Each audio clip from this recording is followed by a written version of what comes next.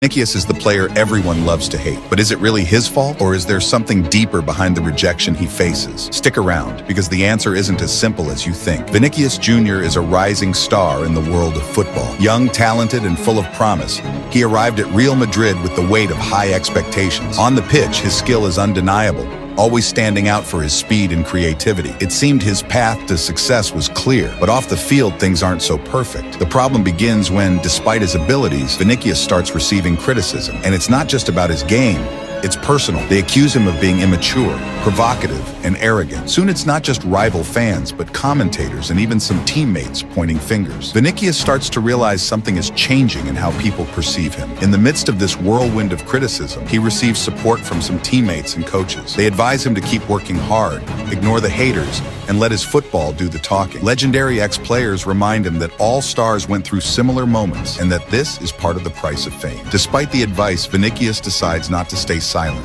He starts speaking more on social media, responding to critics, and showing a defiant attitude on the field. He distances himself from the humble young player who arrived at Real Madrid and embraces the role of villain that others have imposed on him. But this only makes things worse. Every game becomes a personal battlefield. Defenders provoke him, fans boo him, and the media highlights every mistake. Referees seem unsympathetic, and even within his own team, some begin to doubt his attitude. Vinicius finds himself in the center of a media and emotional storm. Vinicius decides the best way to handle this is by doubling down. He trains harder, focuses on improving his finishing, decision-making, and keeps responding with more intensity. He's determined to show he won't be intimidated, that he's stronger than all the voices against him. The lowest point comes when a mistake in a crucial match puts Real Madrid in a tough spot. The criticism peaks. Vinicius is blamed for the loss. At this moment, it seems all his efforts have been in vain. Madrid's fans lose patience, and the calls for his exit grow louder. Vinicius hits rock bottom.